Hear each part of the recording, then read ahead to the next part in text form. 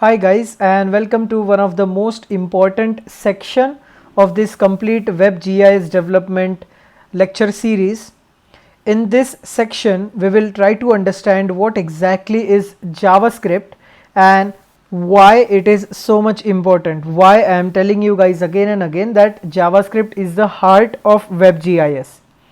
So if I search for what is JavaScript on Google, I will land on these two websites.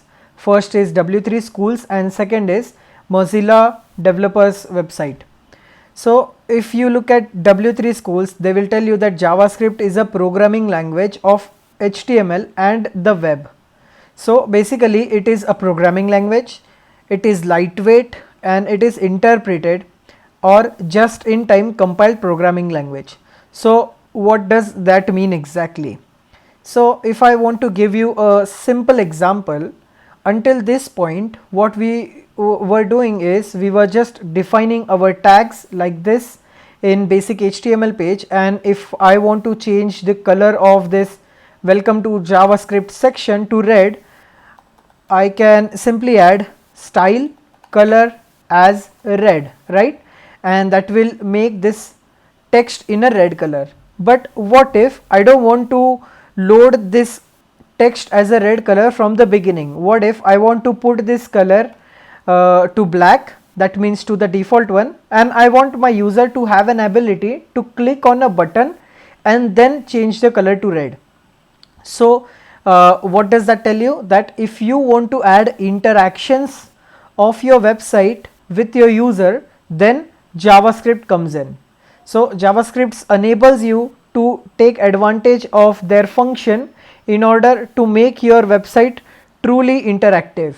That means your user can add information to your website which you can then save, or based on your users click you can then make some changes on your website in a real time. So for all these kinds of things JavaScript is important. All the browsers which are out there, so Chrome, Firefox, Safari, Microsoft Edge, Opera Mini, all of them have JavaScript engine in them. So the engine in Chrome is known as V8 engine, and which is supposedly the most advanced JavaScript engine for the browser which is available, and that is why we prefer Chrome. But if you are deadly set to use Firefox or Safari, you can also have some sort of JavaScript engine pre-installed in your browser. Alright, so how to write JavaScript code? First of all, before getting into actual file and then start coding here, we will see how exactly this engine can help us understand more about JavaScript.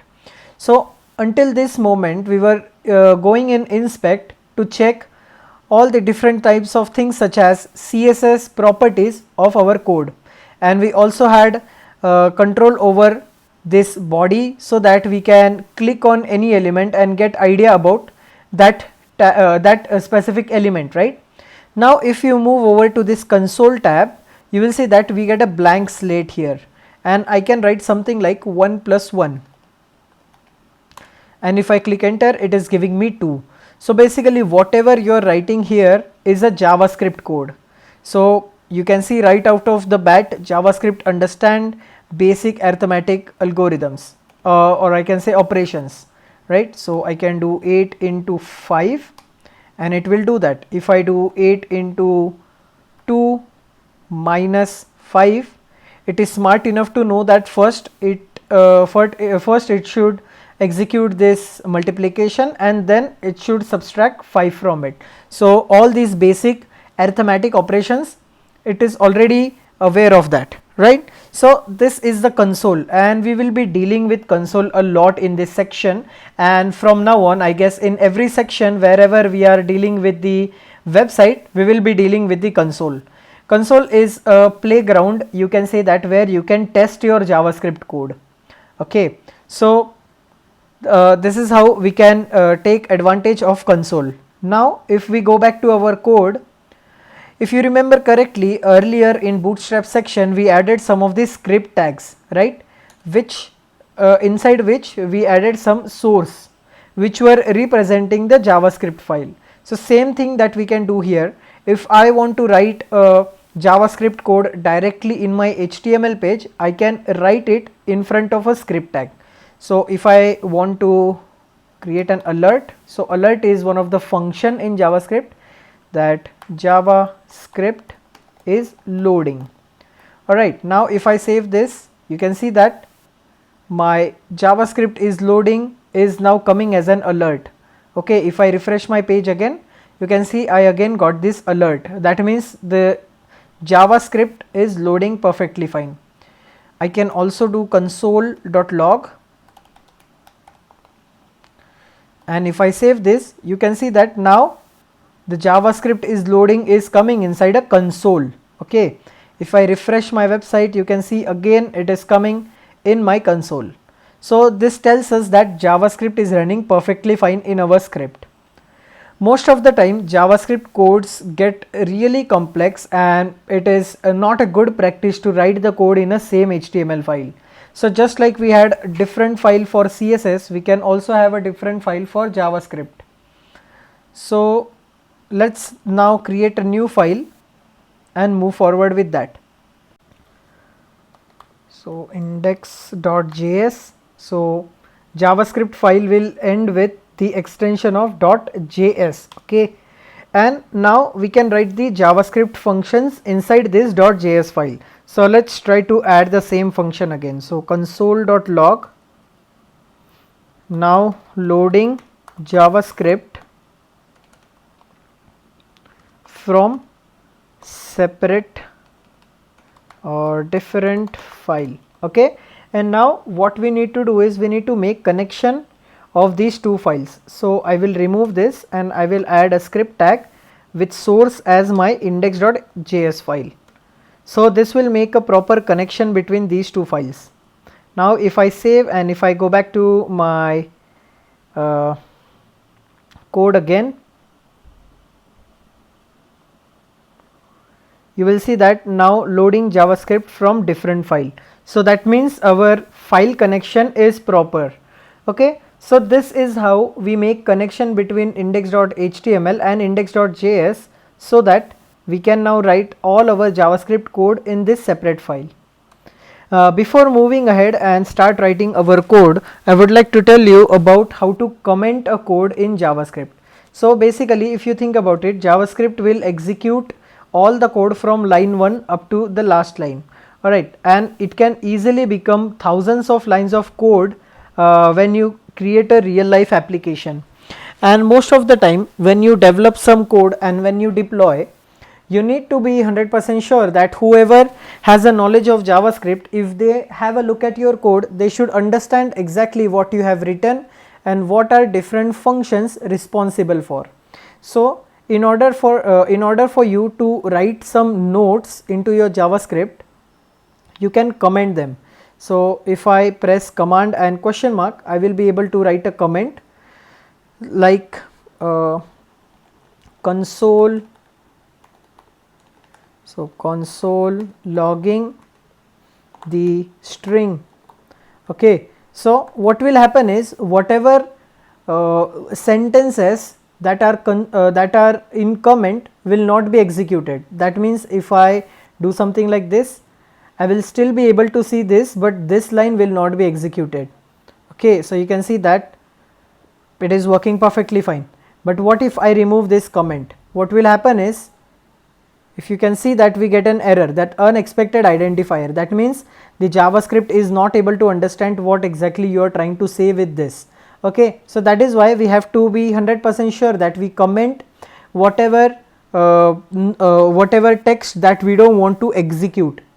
Similarly, we can write a multi-line comments by adding slash and then star and then writing all the comments that we want. So this is a multi-line comment, and now again I can end this with star and slash. So this is how we can define a multi-line comment. It is very important for us to write comments whenever possible, so that even if tomorrow you are not working on some project but you have written your code any developer will be able to understand what exactly you are trying to do, and it is a good practice to have it written, because you can easily get confused after some days or after some months once you have written the code. So we will try to add as much comments as possible as we move forward in this course.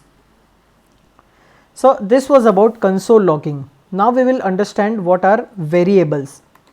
So what is, okay, I will keep this comment as it is, and now we will move forward with variables. So what exactly are variables? Variables are kind of like a container, or you can say as a box in which you will put some value. For example, if I want to use my name Krishna at multiple places in my code, what I can do is I can define a variable with this keyword var, which represents a variable, and I can write name is equal to Krishna. Now what we did here is, in from this point onwards, whenever I want to write Krishna in my code, instead of writing this, I can write variable as name, and that will represent Krishna. Okay. Now if I try to console log name, you will see that if I go back to my code and if I go to the console, first now loading JavaScript from different file is console logged, and then Krishna is console logged. That means we are able to save our name in a variable. It can be any string. So if I want to extend this to let's say my name is Krishna and I am, so now here I want to use apostrophe. See what will happen if I try to use apostrophe now. I am a web developer. You can see that how easily our string got wrecked up because of this apostrophe s. What happens is, the string in JavaScript is written inside quotations, so it can be single quotes or double quotes, but whatever quotes the quotation symbol that you give in the starting, you have to end with that symbol only. So if you start your string with single quote, you have to end your string with single quote only.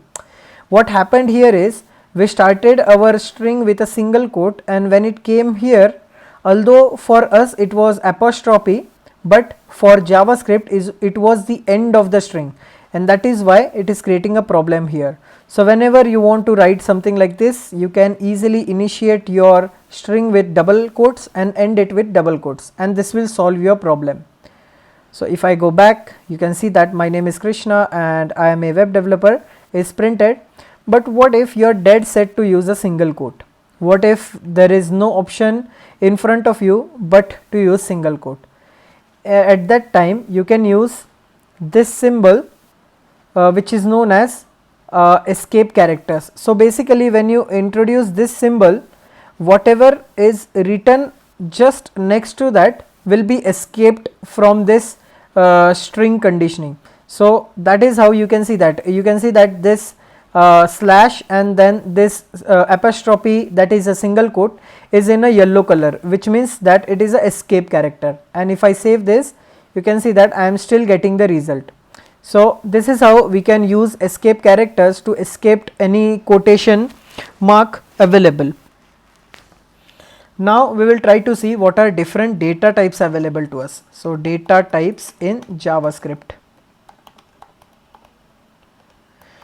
JavaScript supports lot of different data types for us to use. So first one is string.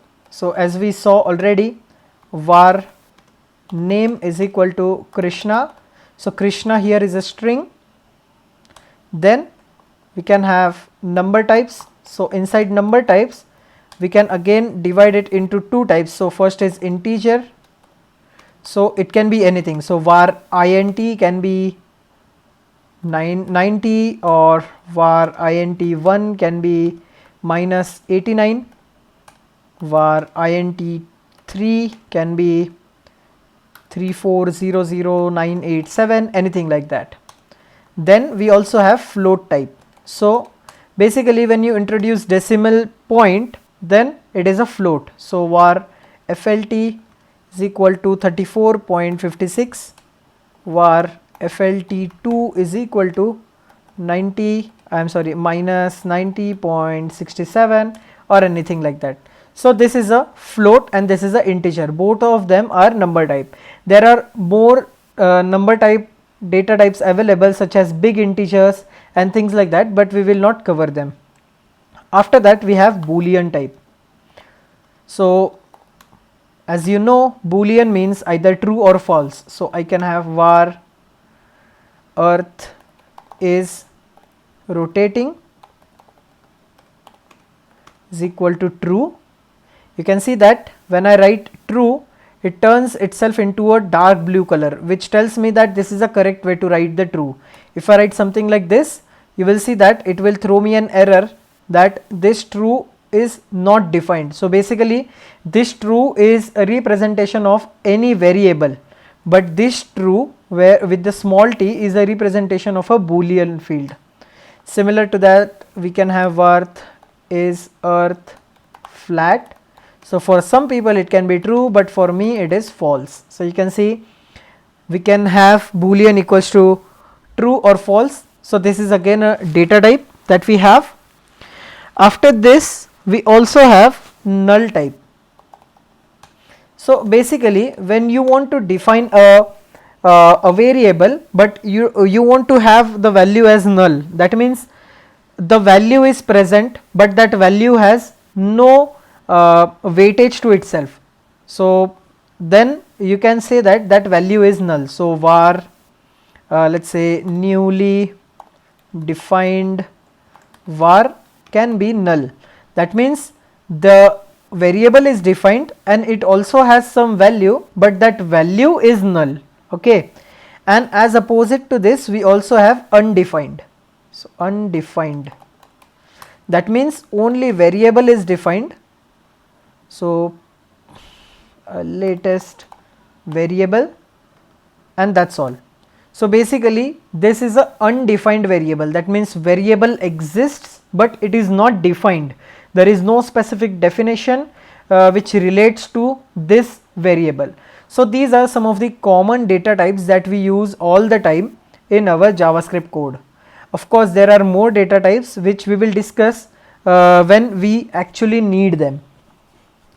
You can console log each one of them. So if I write console.log and then let's say name comma int comma int1 comma int3, make sure that whatever variable names you are console logging are available here, otherwise it will throw you an error that this variable is not defined. Okay, then maybe flt, and now let's see what do we get in console log. Now if I run this, you can see that inside console log, okay, let me reload this again.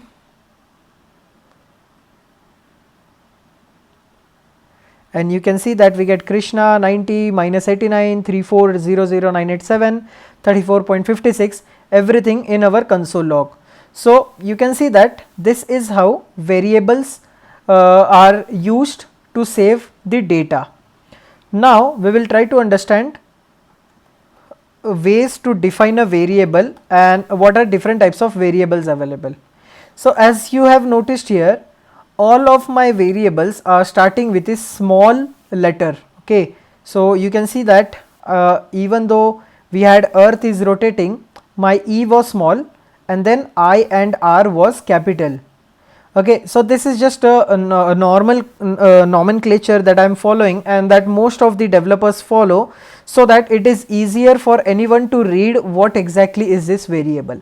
So the idea of variable name is that this name should be an indication of what type of data you have stored in this. So when we say var name, it gives us an immediate idea that this is a variable where a name will be stored. So similar to that, you can see that var is earth flat, so it is kind of like a question, right? Is earth flat, true or false? So this gives you an idea that the value of this variable will be either true or false or something like that. But that is not a compulsion that you have to follow this nomenclature all the time. but it is good to follow the nomenclature which everyone is following, so that when you share your code with anyone, they will be it will be easier for them to understand. And also when you receive a code from anyone, you will also have an idea about how exactly they have defined variables and what is the probability of having some value in that variable. So this is how we decide the name of the variable. Most of the time variable name are we try to keep them short. So if I write variable such as this, my name is defined in this variable, you can see that the variable name becomes a little bit complicated and little bit large, because we want to use this name at multiple places in the later part of our course, right? So it does not make a sense to have such a huge name, but I can easily write this variable as my name, and this will also serve the same purpose. I can write Krishna here, right? So this is how we define a variable name. A variable name can never begin with a letter with the number. So I cannot have something like 2 car. So this is not a valid variable name. Okay, you can see that an identifier or keyword cannot immediately follow a numeric literal. Okay, but I can have car 2. So this is a perfectly valid variable name. Similar to that, we cannot use any symbol except underscore. So I can use underscore in my variable name. So for example, if I want to write city and state, this will not be a valid variable name, but if I do city underscore state, then it is a valid variable name. So I can write Nasik underscore Maharashtra. So this is a valid variable name. Okay, city state. Now if I am dead set to use a number as my starting of my variable, then I can use underscore. So underscore 3 fruit or UIT. So this is now a valid, because we have initiated our variable with the underscore. So now this is perfectly valid example of having a valid variable name. Alright, so these are some of the nomenclatures of how to write a variable name. Notice that var my name and var this my name are totally different thing. JavaScript is a case sensitive language. That means this my name and this my name are two different variables. So I can write anything in here, let's say Kunal, and this will be two different variables. Okay, so JavaScript is a case sensitive language. We have to keep this in mind whenever we are working with JavaScript, because most of the time we forget how exactly we have written our variable name and then we get confused. So that is why it is better to follow one nomenclature throughout, so that that confusion will be reduced. Alright guys, so this is about declaring a variable name. Now there are two types of variables available. One is global variable and another is local variable. Now what exactly is global and local variable? So all these variables that we have defined here are global variables. That means if I define them once, I can then access them anywhere. So for example, if I want to check what exactly is this my name representing, if I write it here, you can see that I get Krishna back, right? That means this is a global variable. So variables whose value can be accessed anywhere in the code are global variable, and local variables are variables whose value is limited to certain scope are local variables. So in order for me to show you an example of local variable, I will have to write a function. So don't worry about this function as of now. We will have a look at this function later part in our JavaScript code. But for now, let's say adding number. Okay, so if I write this function, and inside this function, let's say I am defining one variable that a is equal to 8 into 7. Okay, that means if I console.log a now, console.log a, I will get 56 back, right? Now let me quickly initiate this function.